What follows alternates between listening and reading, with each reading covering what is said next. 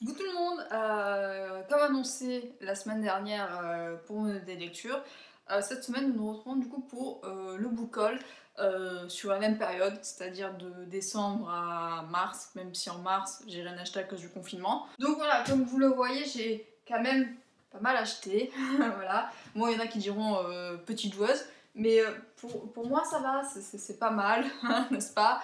Notamment qu'il y a des achats un peu random qui n'étaient certainement pas prévus. Mais tant pis, hein, ça sera le haul du gros craquage pour le coup. Donc je sais pas trop par quoi commencer. J'ai 4 poches. Je vous présente rapidement Les Pieds de la Terre de Ken Follett, qui est dans ma palle de l'année 2020. Donc logiquement, je l'ai acheté. Voilà. J'attendais de voir si je l'ai acheté parce que mon père est fan de Ken Follett et je pensais qu'il l'avait dans sa bibliothèque. Mais non, c'est l'un des seuls qu'il a pas, alors qu'il a lu. Je sais même pas ce qu'il en a foutu du coup. Donc voilà, je me le suis procuré. C'est un beau bébé, voilà, 900, non, 1000 pages, voilà. C'est pas pour tout de suite dans mon programme, parce que j'aimerais ne pas faire une grosse panne de lecture comme à la fin du Prieuré de l'Oranger. Mais voilà, pour l'année 2020, en tout cas, c'est prévu, c'est voulu. Je saurais pas quoi vous dire pour le résumé. C'est un roman historique.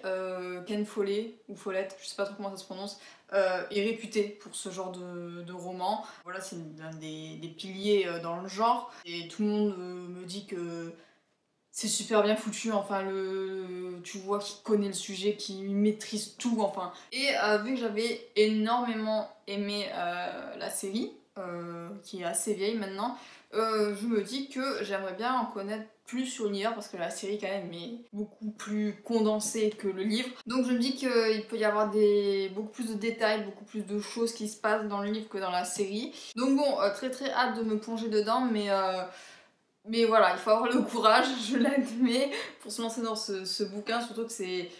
Enfin, les gros livres comme ça, quand c'est de la fantasy, ça me fait pas peur, mais quand c'est vraiment du réel, quelque part, je le prends avec de plus grosses pincettes, on va dire. Voilà, après, est-ce que le confinement me fera plonger dedans?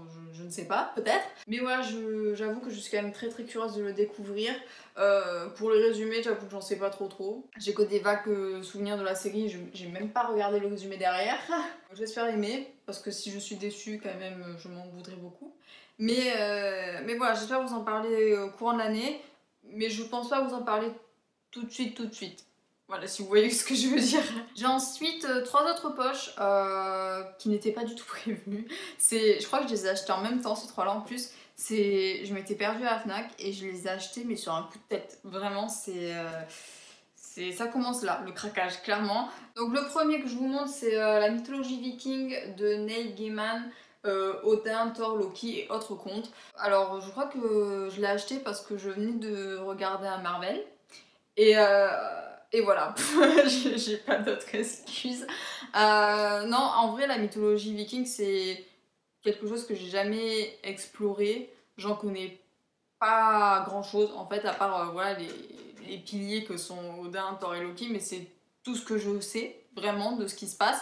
Après, je sais que ce qui est repris dans Marvel, c'est pas forcément voilà, la mythologie réelle, entre guillemets. Mais j'ai vraiment envie de savoir comment ça se passe, du coup, parce que c'est un univers qui m'a toujours intriguée et que j'ai jamais découvert et que je trouve ça dommage. Donc je me dis que autant le faire avec Neil Gaiman, qui est quand même un auteur bien connu. Je n'ai lu aucun de ses livres, hein, clairement. Mais voilà, le nom me dit quelque chose. De ce que j'ai pu regarder comme avis, c'est plutôt bien foutu. Donc bon, je me dis que ça peut être pas mal de le découvrir avec la plume de l'auteur. Est-ce que c'est du 100% mythologie ou est-ce qu'il y a un peu de fantaisie de l'auteur? Je ne sais pas, j'avoue. Mais je l'ai feuilleté un peu et ça a l'air cool, vraiment. Des fois, il y a Loki qui lance des petites piques et du coup, je me dis, ah, je peux aimer, tu vois, ça peut être cool. Donc voilà, après, j'en sais pas plus sur ce qui se passe. Je sais qu'il y a un truc de Ragnarok quelque part, mais c'est tout. Clairement, ça va être la grosse découverte. Et est-ce qu'il va passer pendant le confinement? Je ne sais pas, je pense, parce qu'il fait moins de 300 pages et vu la boulimie de lecture que j'ai en ce moment pour les petits romans, il se peut que j'en parle très très bientôt dans un update. Voilà, je préviens, au cas où. Ensuite, j'ai acheté ceci, Call Me By Your Name de André Assiman. Je sais pas trop comment ça se prononce. Là aussi, je l'ai acheté sur un gros coup de tête parce que je venais de regarder le film. Là, il y a un mois ou deux. Et bon, j'étais en PLS à la fin de ce visionnage, comme beaucoup. Et je me suis dit, c'est pas possible, ça s'arrête comme ça. Enfin bref. Et quand je me suis renseignée plus sur le film, qui était tiré du coup du livre, apparemment le livre raconte plus de choses et va plus tard aussi que dans le film. J'ai vu aussi que il y allait avoir un deuxième film avec les mêmes acteurs. Donc je me dis, hé hé hé, donc il y a quelque chose qui se passe, vous voyez, à la fin. Et je me suis dit, il faut que je lise, je vais pas attendre le deuxième film, c'est pas possible. Donc il faut que je lise. Donc de quoi il s'agit que cette histoire c'est une romance MM, ou Boys Love, ou comme vous voulez l'appeler. Et en gros, ça se passe en Italie, c'est Elio, c'est ça? Oui, Elio et Oliver. Elio passe ses vacances avec sa famille dans une villa italienne et son père invite un doctorant, comme à peu près tous les ans, à l'assister dans une de ses recherches, quelque chose comme ça. J'avoue que dans le film, c'est pas trop bien vraiment détaillé, donc je sais pas trop, c'est que ça allait plus dans le livre. Et en gros, c'est l'histoire qui va se passer entre Elio et Oliver, qui est juste tellement bien foutu dans le film. Donc je pense que dans le livre, ça doit être encore plus énorme, parce que voilà, le film, je pense qu'il y a des censures à certains moments. Que le livre n'a peut-être pas, donc bon, à voir comment ça se passe. Mais voilà, je pense que je vais le lire vraiment pendant le confinement, c'est prévu. Obligé, vraiment je vais le lire, donc je vais vous en parler très bientôt, ça c'est sûr. C'est vraiment, je l'ai acheté vraiment parce que j'avais vu le film et qu'il était là sur un présentoir de la bibliothèque et c'est tout, du coup je l'ai pris. Voilà, je pense que si j'avais pas vu le film et que je connaissais pas, je me serais même pas arrêtée, parce que c'est pas dans ce genre de rayon que je vais d'habitude quand je vais en librairie, parce que c'est un contemporain, donc c'est pas ce que je lis d'habitude, donc voilà. Mais je suis vraiment très contente de me l'être procuré. Je vais vous en parler très bientôt, c'est sûr, certain. Donc voilà, je vais pas m'épancher plus là-dessus, mais j'espère que le livre ne me décevra pas comparé au film. C'est tout ce que je souhaite. Et le dernier craquage en poche, du coup, il s'agit de Anthropia, le quatrième tome de la saga Autrement de Max Chatham. Oui, alors ça c'est un énorme...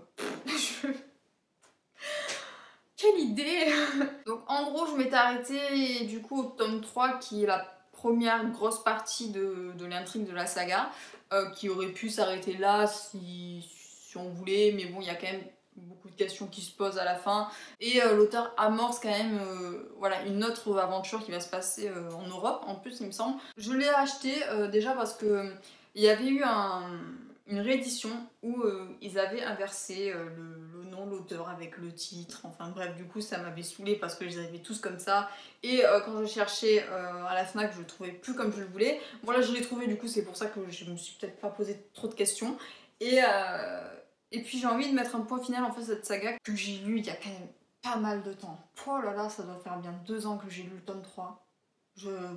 Ça date, hein. Donc voilà, en plus c'est un auteur français, donc bon, on peut que soutenir, j'ai envie de dire.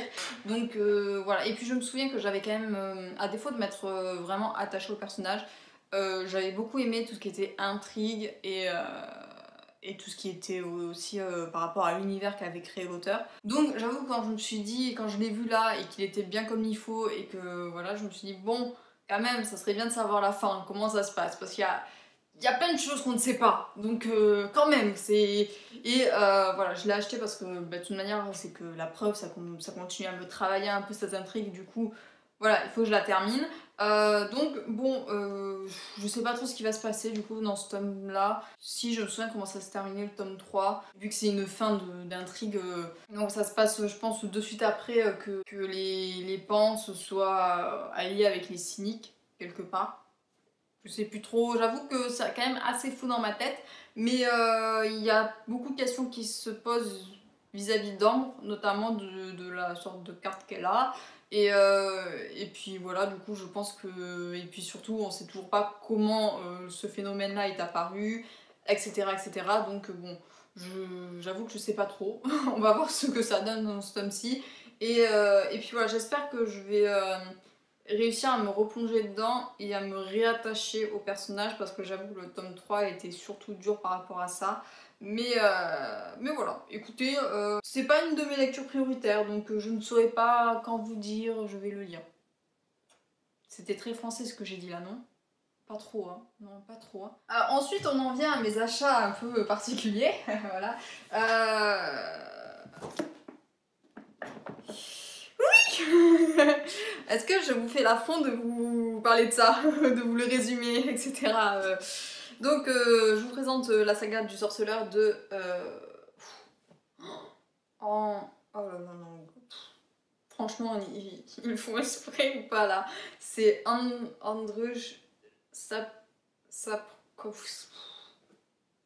Regardez, voilà, vous le screenez, et puis c'est tout. Hein. Donc, je les ai en édition France Loisirs. Donc, c'est là, nous avons le tome 1 et le tome 2, le dernier vœu et l'épée de la providence. Et là, nous avons le tome 3 et le tome 4, le sang des elfes et le temps du mépris. Parce que ça me revient moins cher que de prendre les versions...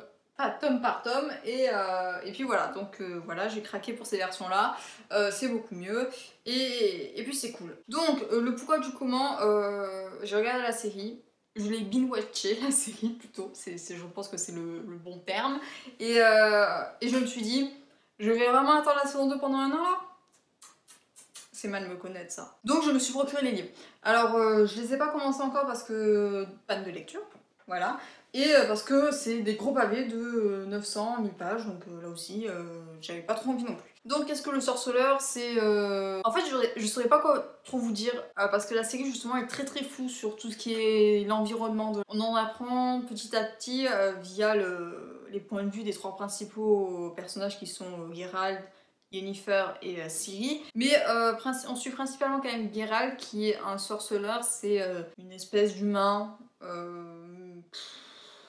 je sais pas trop, créé artificiellement quelque part, je sais pas trop comment vous le décrire, parce que moi-même j'en sais pas trop. Et en gros c'est des personnes qui ont des pouvoirs et qui peuvent détruire les démons. Mais voilà, les sorceleurs sont très très mal vus dans la société. Donc bon voilà, Geralt de lui, il s'en fout un peu, lui tout ce qu'il veut c'est de l'argent.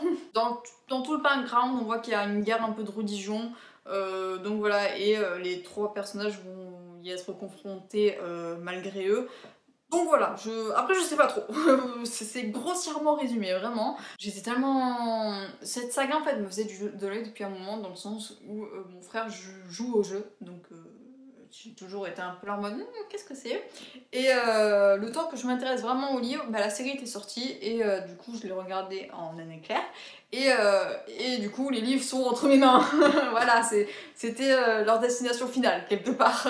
Donc je pense que je vais le lire aussi pendant le confinement. À voir après combien de temps dure le confinement, parce que là je vous parle mais pour l'instant le confinement n'a pas été reporté. Bon, on sent tous l'embrouille, j'ai envie de dire. Mais voilà, j'aimerais beaucoup le lire ce mois-ci. Donc, bon, j'espère. Bon, alors le tome 2, on en parlera plus tard quand même. Mais, enfin le tome 3 et 4. Mais le tome 1 et 2, pour très très bientôt, j'espère. De toute manière, vu que je recommence à lire beaucoup, je pense qu'il va y passer très très rapidement parce que voilà, je ne peux pas rester sur cette fin de série, tout simplement. Ensuite, j'ai acheté, je sais même pas comment ça se fait que je les ai pas lus tout ça. On passe au BD du coup, je vous présente le tome 3 de Heartstopper de Alice Oseman. Version anglaise, je crois que l'édition française en est au tome 2. J'avoue que je suis pas trop la parution, mais enfin bref. J'ai le tome 3 du coup entre les mains qui est sorti en février, il me semble.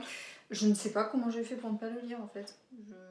D'habitude c'est instantané, mais que voulez-vous que je vous dise. Donc là, petit résumé, on suit Charlie et Nick qui, dans ce tome-ci, j'avoue que je suis un peu perdue vu que je suis la parution sur internet, donc je sais, dans ce tome 3, je crois qu'ils sont à Paris, il me semble, pour le voyage scolaire.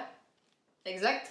Donc voilà, c'est la continuité de leur relation, quelque part, donc c'est un peu mignon, tout ce qui se passe et tout. Après, on commence à aborder des sujets qui sont un peu plus importants, je dirais, que dans les deux autres tomes avant. Après, on est toujours sur l'interrogation de la sexualité de Nick, voilà, il sait pas trop encore où il en est. Après, voilà, c'est ce que dénonce un peu ce livre, c'est qu'on n'est pas une case en fait. On est beaucoup de choses. Et et c'est cool vraiment de voir ça, que on peut être tout ce qu'on veut et que personne n'a le droit de nous mettre de barrière. Et c'est cool parce que c'est ce qu'on devrait tous prôner quelque part, voilà. Donc bon, je pense que ce week-end il va y passer, lui aussi, n'importe quoi. Après voilà, les dessins sont tout mignons, tout gentils. C'est pas très travaillé, mais la dessinatrice a quand même ce coup de crayon qui fait que même si c'est pas très détaillé, tu vois que les émotions, j'ai envie de dire, et moi ça me transperce le cœur, que voulez-vous que je vous dise. Donc bon, lui, vous pouvez être sûr que je vais en parler dans le prochain week-end de lecture, parce que je pense que je vais me faire un week-end où je vais lire tout ça là. Donc voilà, je vous présente dans le book haul, mais d'ici 2-3 semaines, vous allez le voir en update. Ensuite, une œuvre d'art, c'est de toute beauté. Donc voilà, le tome 4, enfin l'édition colossale, tome 4 de l'Attaque des Titans de Hajime Isayama. C'est ma série préférée de tous les temps, j'arrive toujours pas à prononcer le nom de l'auteur, quoi. Donc, ce tome-ci, de ce que je me souviens, c'est l'attaque du château, non? Quelque chose comme ça. Oui, c'est bien ça, ok. C'est en gros l'arc qui va... Alors après, je sais pas trop où finit le tome 4, mais ça va précéder un moment assez décisif du manga où tout va se jouer. En gros, quelque part. Et c'est... Enfin, moi j'adore de toute manière les relire, les relire, les lire pour la millième fois. Moi j'adore, quoi, c'est ma série manga préférée de tous les temps. Pour l'instant, rien ne peut la détrôner, et voilà, dans mon cœur à jamais. Le prochain chapitre sort demain, il me semble bien, je suis comme ça, dans l'attente là. J'en peux plus.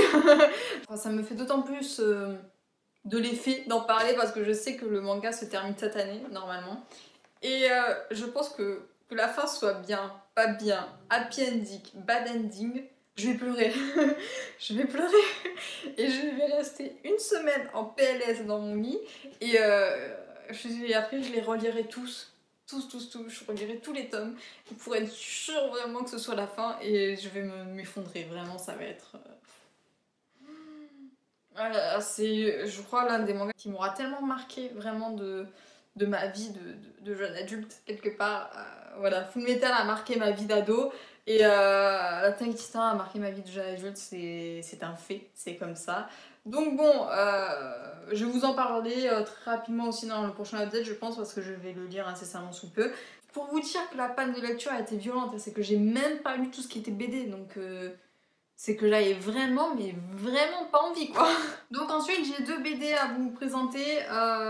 J'ai le tome 6 de Echo Deep South de Alerton et Barbucci. Je lis pas énormément de BD, du coup quand vous voyez une BD qui revient plusieurs fois dans mes vidéos, c'est que je l'aime beaucoup, je l'aime vraiment beaucoup. Donc bon, c'est la suite directe du tome 5. Le tome 5 était haut en couleur parce qu'il y avait énormément de révélations. Et du coup, j'ai hâte de voir comment l'auteur va rebondir dessus. Comment ça va se passer, si ça va garder quand même tout son humour, si... Après, le dessin est juste magnifique, c'est beaucoup trop bien.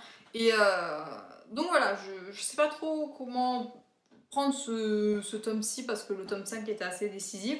Donc bon, à voir, là aussi je vais vous en parler très rapidement. Donc bon, après pour un petit résumé général, on suit du coup, elle a un nom à coucher dehors, je sais plus, Fourmi, ouais, Fourmi, et un autre Yuki, c'est ça, Yuri, excusez-moi, qui sont propulsés dans un monde miroir aux notes, c'est-à-dire que tout est exactement pareil, les villes, tout ça, sauf que la technologie n'est pas la même, il y a des dragons, il y a les préaux qui sont des espèces de je sais pas, petites top, je saurais pas quoi dire, qui sont drogués au thé et qui régissent le monde. Et donc voilà, Fourmi et Yuri se retrouvent propulsés là-dedans alors qu'ils n'ont rien demandé. Et Fourmi aussi acquiert la faculté de pouvoir être le réceptacle de certains morts. C'est-à-dire que les âmes des morts prennent le contrôle de son corps pour en fait chercher à résoudre leur meurtre, tout simplement, ou leur accident, si ça a été un accident, enfin bref. Donc voilà, en fait, chaque tome jusqu'à présent, il y avait du coup un cas de possession. Et alors là, je pense que ça va continuer comme ça parce que c'est ce qui fait l'essence même de la BD. Mais à voir du coup comment ça se passe après la révélation du tome 5. Voilou, voilou. J'ai pas grand chose d'autre à dire dessus. Il y a des dragons, donc forcément. Les dragons. Et ensuite, alors ça fait partie des gros craquages. Vraiment, gros craquage. En même temps, je l'ai trouvé sublime, l'objet, donc je ne pouvais que l'acheter. Il s'agit de la BD Dans la tête de Sherlock Holmes de Cyril Liéron et Benoît Daran. Je crois que c'est français, hein. Je voudrais pas dire de bêtises, mais il me semble que c'est français. Ça a remporté un prix, je saurais pas dire lequel, ou ça a été finaliste d'un des prix, aucune idée, vraiment. Je l'ai acheté, mais vraiment, je saurais même pas quoi vous dire dessus en fait. J'ai toujours été très fan de l'univers de Sherlock Holmes en général, que ce soit série, film, livre. Donc, bien évidemment, quand j'ai vu une BD voilà, qui retranscrivait du Sherlock Holmes, ben voilà, la voici entre mes mains. Donc après je l'ai prise aussi parce que quand même une BD tu l'achètes aussi pour ses dessins.